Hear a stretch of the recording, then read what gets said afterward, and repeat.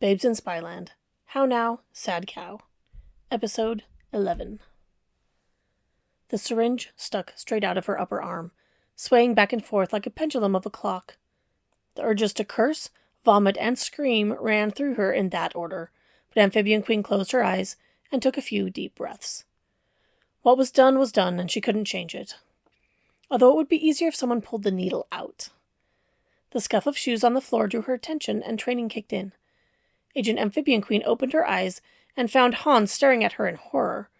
His jaw hung open as if he wanted to say something, but couldn't think of what. She took advantage of the moment and kicked him away, a solid boot to the stomach that caused him to stumble back a few steps. Then she made the mistake of looking at her arm. Her knees gave way and she sank to the floor. It was never good when the room started spinning. Amphibian Queen tried to breathe through it. No one besides Bunny Nose and Milkshakes knew how bad her phobia of needles had gotten. Not even those two knew why. She probably should have discussed it with one of the agency's counselors, but she was afraid Mud would put her on desk duty until she conquered the fear. Now that she was practically paralyzed, she was rethinking her decision to keep this to herself. A hand landed on her shoulder, and Amphibian Queen jerked away. Once again, training took over, and she reached for her gun. "Easy." CB's drawl filled her ears. He knelt beside her, and before she could move, he plucked the needle from her arm and tossed it over his shoulder. Amphibian Queen took a shaky breath. "Probably just colored water," CB said with a grin. The expression froze on his face, but his eyes went cold as the distinctive click of a gun being cocked sounded. Hans, apparently recovered from Amphibian Queen's kick, stood with his weapon pointed at CB. The gun jerked upward, and CB put his hands over his head and slowly rose to his feet. Once again, he looked more perturbed than panicked. His gaze never left Hans. Gulping for breath, Amphibian Queen rocked back on her knees, straightening up. Another gun appeared at the level of her nose. The dark barrel regarded her without mercy. It, too, motioned her up. Not trusting her legs, she took it slowly. Oxygen didn't seem to be getting from her lungs to the rest of her body, and her limbs responded like a computer after the tech geeks had been gaming for hours. A movement behind CB drew her attention away from the gun barrel. The secretary had decided to make a break for it. He didn't get 10 feet before one of Hans's goons grabbed him.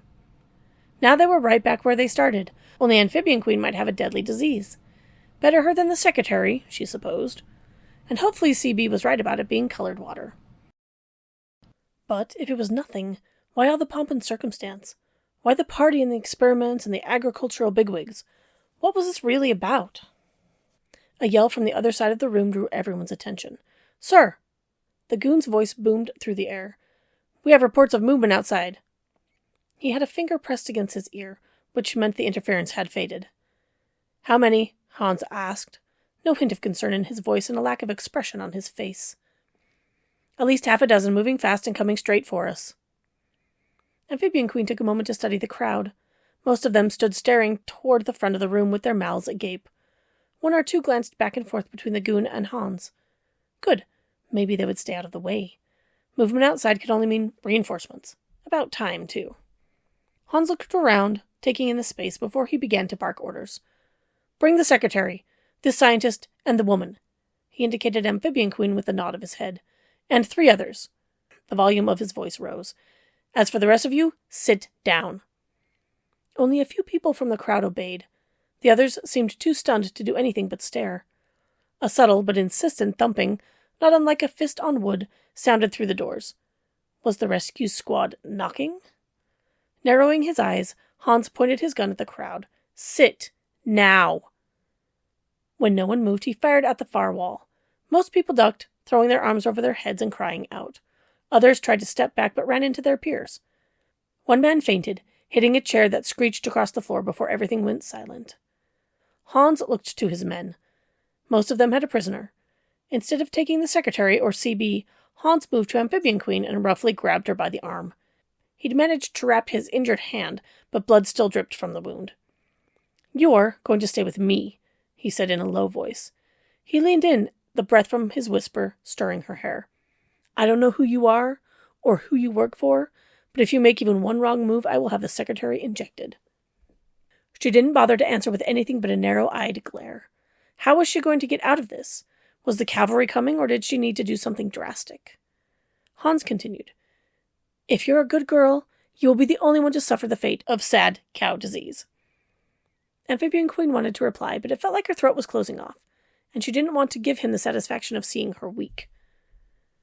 You can handle being a good girl, can't you? Hans asked. If you do, then I won't have to kill you, before your own government gives us the cure. CB, who stood just close enough to overhear their whispered conversation, shook his head. I told ya, there is no cure. The disease doesn't even exist. The muscles in Hans' jaw twitched as he looked at CB.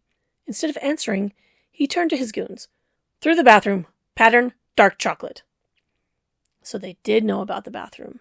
Bunny Nose was going to be so mad. Amphibian Queen shook her head. Had this guy seriously just called his escape plan Pattern Dark Chocolate? And she thought Mud had a special flair for names. Shoving her in front of him, Hans allowed one of his goons to lead, then forced Amphibian Queen to follow. At least she still had her phone. The tech guys could track her to the moon with it. But it turned out that she didn't need to be tracked. The first goon to get to the hallway stopped next to his cohort, who had restrained the secretary, and suddenly turned to retreat. Before he cleared the plane between ballroom and hallway, 3 dark figures charged him. Amphibian Queen had expected to see Bunny Nose in the lead, but instead she found herself looking at Spike and 2 of his guys. The top half of Spike's face was obscured behind a helmet with a visor that covered his eyes. She could only imagine the tactical data that scrolled across inside, and for a second, she wished she could ask him about it. But these situations never catered to polite conversation. She felt Hans tense up, and he tore the squawking earpiece out of his ear and threw it to the floor. Apparently the tech guys had gotten through again. The pressure on her arm tightened, and Hans shoved her to the side. She used the momentum to slip out of his grasp. Normally she wouldn't have stumbled, but whatever had been in that syringe was making the room spin again. Instead of falling on her face, she went into a roll, deciding to avoid the embarrassing sprawl that surely would have ensued.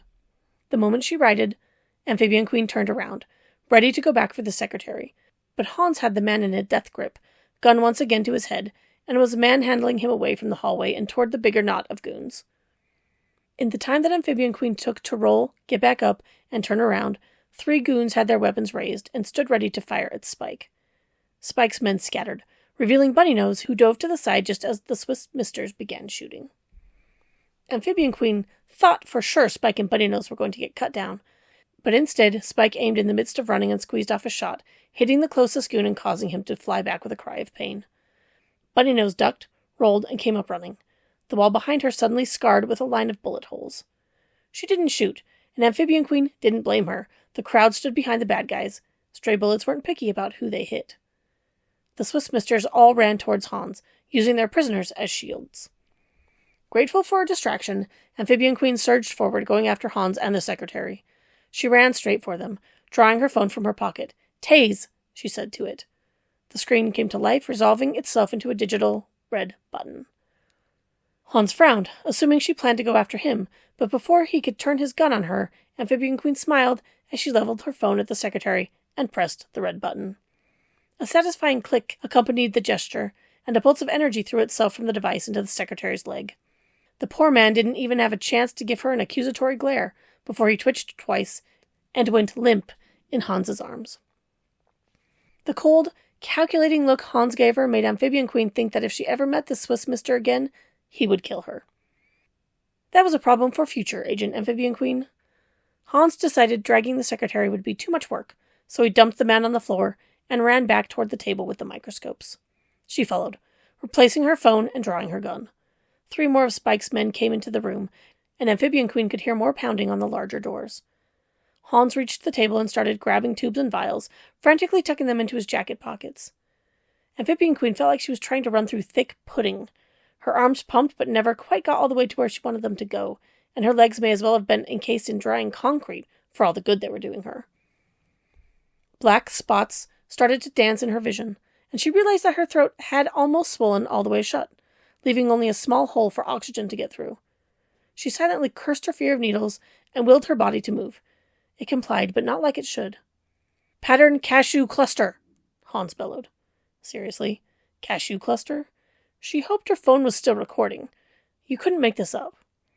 She could mock the names for days, but the Swiss Mr. Force knew their stuff.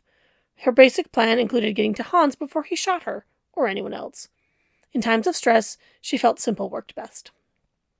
Before she got there, a whistling sound filled the air, and despite her forward momentum, reflex took over as the shrill dive-bombing noise got louder, and she ducked.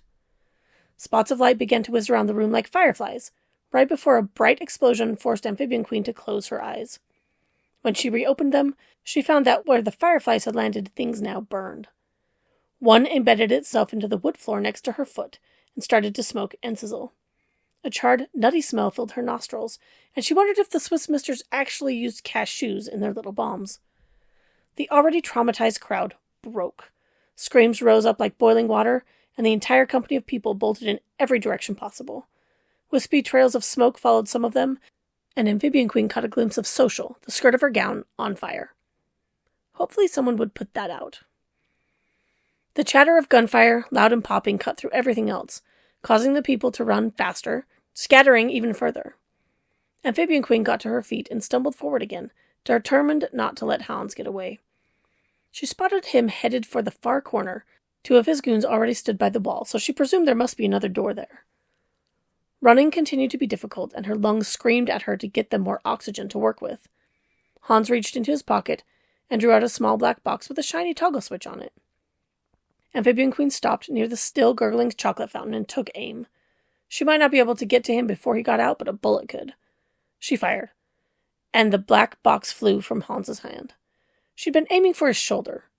She hadn't noticed that badly in a decade. Hans' smile told her that she'd been too late. The world went pink. Not red, or black, or even green, but pink. The splat of liquid chocolate hit her from behind, shoving her forward with the sheer force of the fountain exploding. The noise rattled her back teeth and caused her stomach to shrink. Hans threw something at her feet, while his goons did the same around the room. Instead of chocolate, smoke exploded around her. But not smoke, something cold. Really cold. Something really, really cold. Icy fingers crawled from her feet, up her legs, over her spine, and around her neck. She tried to step back and only got a crackling sound in return. Her legs would not move. An attempt to turn her head failed as well, and cold started to seep into her bones. The pink chocolate that now encased her limbs was freezing her in place.